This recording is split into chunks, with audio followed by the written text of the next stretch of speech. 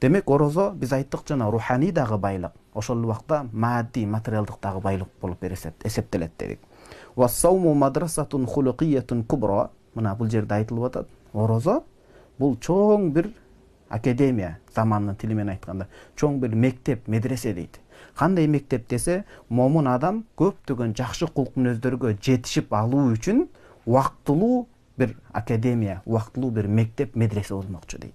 Bir ай бою момун адам кынтыксыз жакшы аткара турган болсо, жакшы орозонун буйруктарына көңүл буруп, жакшы тута турган болсо, bir ай бою калган өмүрүнө чейин 1 жыл бою бул жаман кулк мүнөздөн арылып, жакшы жакка өзгөрүүгө даярдана турган чоң мектеп дейт. Фахуа жихадун лин-нафс.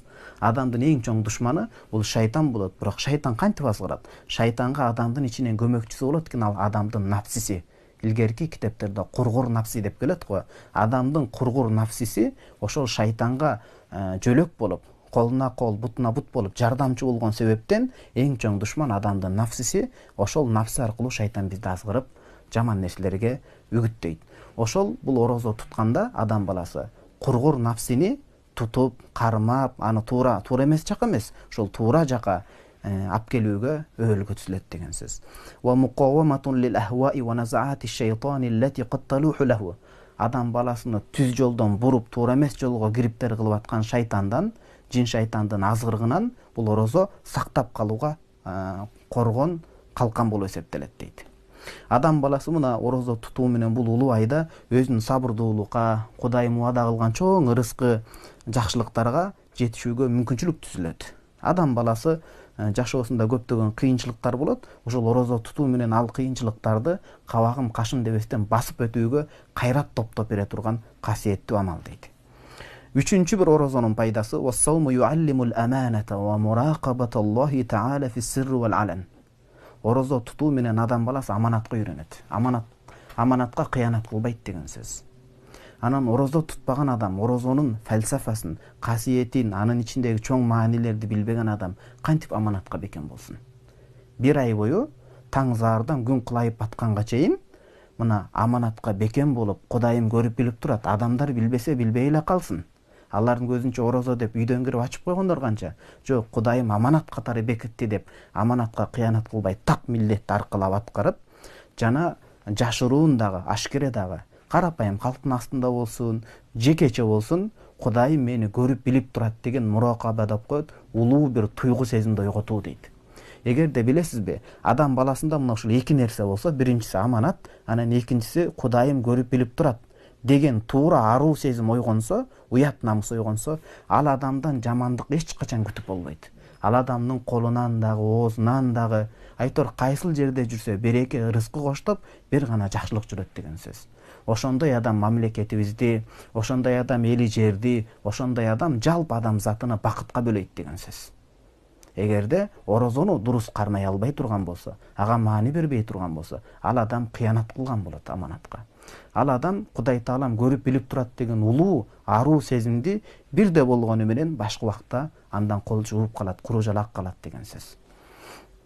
Демек мына ушуну айтып атат, анткени орозо учурунда мына адал ырыскыдан тозуп турган нерсе эмне? Кудайым көрүп билип турат деген аруу туйгу сезими да. Ошондой аруу сезим аркылуу гана адам баласы жаман нерселерден тыйылып, жакшы бийик нерселерге көчүп чыгалат деген сөз. Дагы орозонун 4-чү бир пайдасы вассауму юқаввил ирада дейт. Адамга бекем эрк берет. Ва яшхазул азимата, кажыбас кайратты алып келет. Адам орозо тутуу менен мына азыркы заманда көбүнчө аял затынан келгенде ушундай арыздар түшүп атат, ушундай даттануулар болуп атат, доолор келип атат.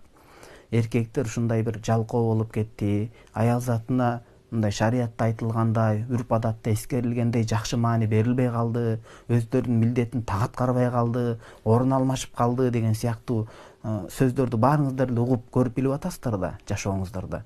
Мына ошондой учурда эркектен кайрат кеткенде, бийик эрк кеткенде, эркек адамдан күтпөгөн жаман нерселер келе баштайт. Орозо тутуу менен адам баласын өзгөчө эркек жигиттерге, өлкөнүн намысына жарай турган эр азаматтарга 2 нерсе жугат дейт. Биринчиси бекем эрк, экинчиси кажыбас кайрат. Бийик эрк болбосо адам баласы 30 күн бою ошентип ачка кала алабы? Жок. Демек бул орозо адам баласына руханий байлыкты алып келип, жан дүйнөнүн тардыгынан куткарып, бекем эрк менен качыбас кайратты тартуулайт деген сөз.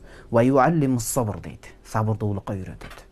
Жашообузга мындай кылчайып бир карасак, сабырсыздыктын айынан эмне деген чоң күнөөлөрдү аркалап, мамлекетибизге бир зыян келтире тургандай, адам затынын өнүгүшүн тозуп кое турган иштерге кириптер кылып атабыз. Баардыгы сабырсыздыктын айынан. Адам баласына сабырдуулукту үйрөтөт дагы, ва юсаиду аля сафаиз зехн дейт. Бул дегени тунук, таза пикир жаратып берет. Биз айттык, орозого эки нерсени тазалап даярданалы деп. Биринчиси эки тазалыкка көңүл буралы. Биринчи пикирдин тазалыгына, экинчи жан дүйнө, жүрөктүн тазалыгына. Пикирди тазаламайынча коом оңолбойт.